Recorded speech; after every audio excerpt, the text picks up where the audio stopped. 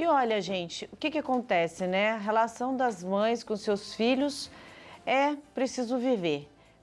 Fácil não é. Todas as mães relatam, né, que não é fácil. É claro que tem momentos que são agradáveis, tem fases mais difíceis, tem mães que acham que quando nasce é muito mais difícil, quando o filho está maior, e tem mães que pensam o contrário também.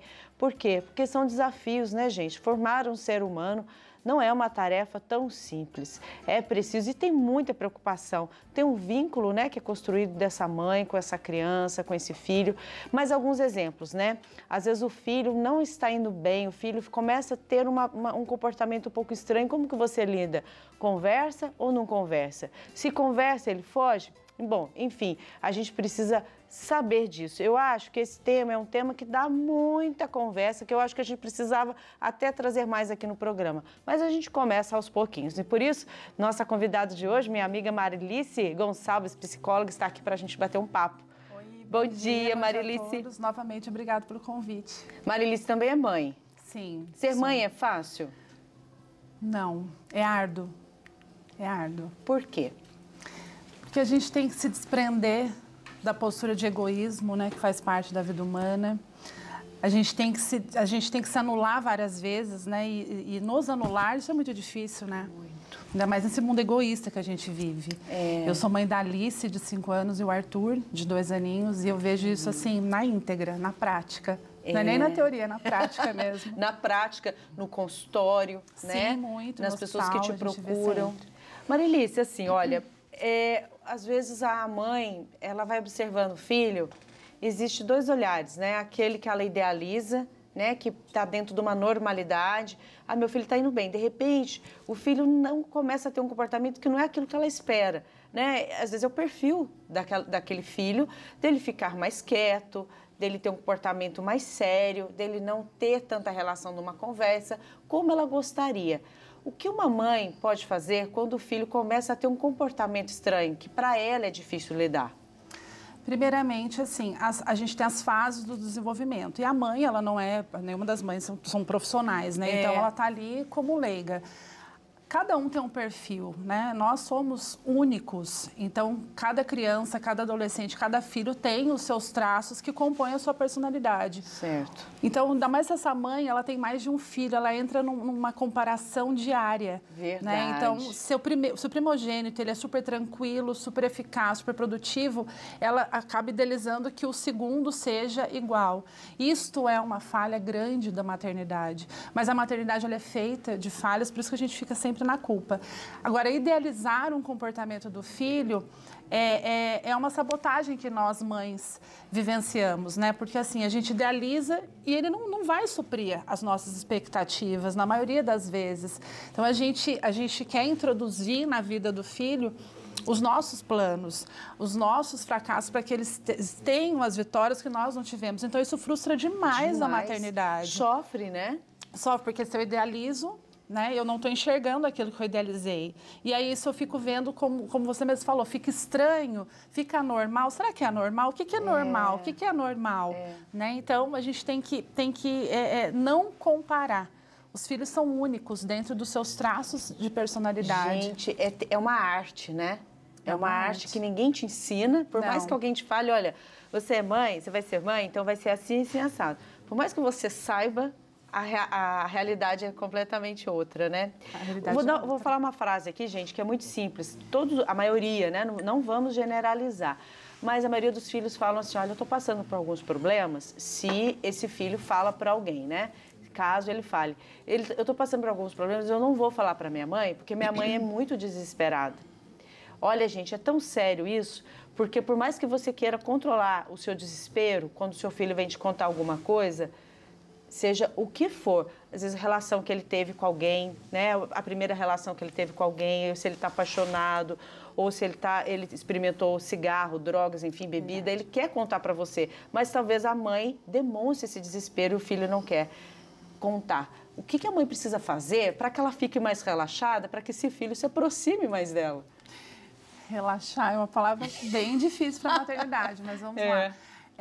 Geralmente a mãe, ela acaba julgando, né? Fazendo um pré-julgamento, que também faz parte da vida humana, daquilo que o filho vai contar. Então, às vezes ele conta, mãe, eu tô afim, um menino, tô afim de uma garota na escola. Ela não escuta na íntegra, eu estou afim de uma garota na escola. Ela filtra e ela escuta quem é essa garota, o que que ela faz, como ela usa droga, ela não usa, tá na escola, tá atrapalhando o estudo. Mas por quê? Você é muito novo. Então, assim, tem milhões de porquês. E o filho, a criança, o adolescente, ele detesta porquê. Ele só quer comunicar. Mas a mãe não quer só ser comunicada, a mãe quer ser esclarecida, ela quer fazer as intervenções dela, entendeu? Então, às vezes, é uma coisa tão simples que o filho quer confidenciar com a mãe e a mãe faz um bicho de 7 cabeças. Nossa. E aí, o que acontece? Aí vem o afastamento. Eu não vou falar mais nada para minha mãe, que eu falei só que eu estava afim da menina lá e minha mãe já fez todo um alarde, que saber o porquê, que saber CPF, tipo sanguíneo da menina, tudo. Já vou casar, né? Enfim, né? Então... mas é difícil o relaxar. Então, essa mãe, para ela ter essa aproximação, para ela ter esse filho que confidencia as coisas, ela tem que apenas ser ouvinte. Se aquilo não vai denegrir a moral da criança, não vai denegrir o físico da criança, o psicológico, ela só ouve. Sim. Vamos ser mais ouvintes e menos críticas, né? E menos investigativas. Julgadoras, né? A maternidade tem muito essa questão de não filtrar e ser investigativa, ser interrogativa, né? Só ouça. Mas então vamos dar um exemplo assim na prática, porque eu acho que às vezes a gente precisa aprender a ouvir, né? Então o filho chegou, vamos dar 2 exemplos, um mais comum e um mais difícil, mais complicado, né? Então, uma mãe, o filho chega e fala, mãe, comecei a namorar, né? Principalmente a relação da mãe com o filho homem, que eu acho mais delicada. Então, o filho homem chega e diz, mãe, comecei a namorar. Como é a reação da mãe? Como que deve ser a reação da mãe? Filho, que bacana. Você começou quando? Né? Eu acho que essa pergunta do tempo é importante, porque assim, eu não investigo, eu me interesso. Faz quanto tempo você está namorando já? Porque a mãe, dependendo da entonação dela, faz quanto tempo você está namorando e eu não sei? Não, faz quanto tempo que você está namorando? Mesmo, ponto. Filho. Que legal, né? Ponto, né? Ponto. Não tem os porquês. E aí você dá caminho, você dá espaço para ele. Fala assim, olha, mãe, eu já estou 1 mês, 2 meses. Imagina, falar isso para uma mãe, ela está sendo comunicada posteriormente. Então, a mãe, ela tem que ouvir e não se sentir ofendida com aquilo. Não precisa se sentir ofendida. Não, ela tem que acolher. Acolhe. E lógico, né? Hoje em dia a gente tem aí as gestações precoces, a gente tem o uso de drogas. Então, o ouvir que eu digo não é ouvir, pronto, acabou, né? Você vai ouvir e você vai ficar no aguardo para as coisas evoluírem e como elas vão desenvolver. Permitir que ele fale, né? Isso. Agora vamos então para um exemplo mais difícil e muito complicado, que eu acho que muitas mães passam, né? O filho chega qualquer idade, tá? A mãe percebe que o filho bebeu, né? Então foi para uma festinha, saiu com os amigos, alguma coisa assim, e passou do limite, né? Até mesmo passando mal. Como que ela deve agir?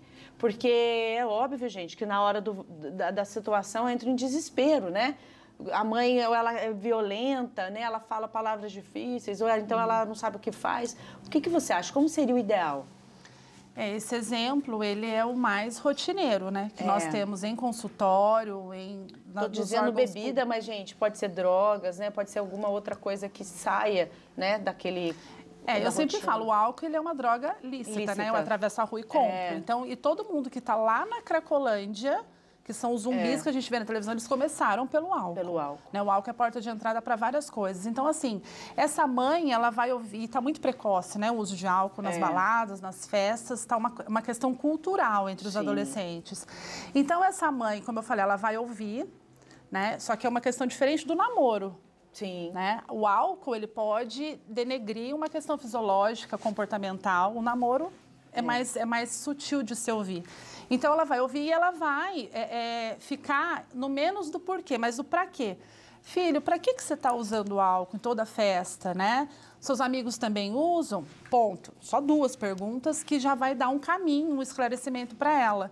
Né? E aí o adolescente, ele fala. Se ele se sentir acolhido, ele fala. Né? Eu estou falando adolescente assim, porque a gente está falando de maternidade, mas é mais vulnerável adolescente. Então, se o adolescente, a mãe, ele foi ouvido, ele não foi julgado, ele vai falar, mãe, todo mundo na minha turma bebe, a gente está tomando isso, todo mundo já bebe faz tempo. Então, se ela acolhe, ela tem todas as questões dela respondidas. Então, ela não pode afrontar. Né? Agora, o confronto do porquê, ele é inerente à maternidade. Não tem como uma mãe não perguntar. A mãe que é mãe, ela vai ter os porquês dela. Sim, mas ela pode fazer isso em outro momento, né? Não, às vezes, naquela situação em que ele precisa ser acolhido, né? De repente, gente, a gente está dando exemplos, mas é claro, como eu disse, eu acho que isso a gente precisa conversar mais, porque tem muita coisa por trás, né? Se o seu filho está com um comportamento que está sendo suspeito e você não está sabendo lidar, é importante que você procure ajuda, né? Sim. O acolhimento. Né? É difícil a pessoa ensaiar isso, né? Ter isso como uma prática, né, Mari? Porque você vê seu filho chegando de uma maneira muito suspeita, é difícil você acolher com amor, né? Sim. O acolhimento, né? Se eu acolho, eu compreendo. E se eu compreendo, eu entendo. E se eu entendo, eu amo. Né? Esses são os pilares do acolhimento. Mas, assim, é difícil para essa mãe não falar naquele momento, né? Porque daí, como você falou, pode falar em outro momento? Você pode falar em outro momento, mas é que para a mãe é difícil. Aí vem o afrontamento. Agora, como você falou, são questões delicadas e que se a mãe perceber que há uma rotina naquilo que o filho está trazendo, aí já não é mais com ela, né? Aí qual é o dever dela? É encaminhar para um profissional, né, para ela até não ficar nesse julgamento com o filho. É importante que ela também procure, né? Porque Sim. Todas as mães, gente, tem um fator muito importante que eu acho, né? Toda mãe quer que o filho vá procurar ajuda. Meu filho precisa de psicólogo, meu filho precisa de um tratamento, um acompanhamento. O quanto a mãe precisa disso também? Eu já perdi várias mães em consultório, porque você acaba chamando a mãe e fala, olha, o problema não é o filho. É a mãe. O problema é procedente da sua rotina, do seu lidar com a mãe. Não vai mais, ela troca, ela vai... Tem mães que vão em vários psicólogos, né? E aí ela ouve aquilo que precisa, não aquilo que ela quer. Então, assim, mãe e filho, se for para um acompanhamento, tem que ser juntos, porque você vai devolver a criança ou adolescente para quem? Eu não vou levar a criança para casa, eu vou devolver para essa mãe.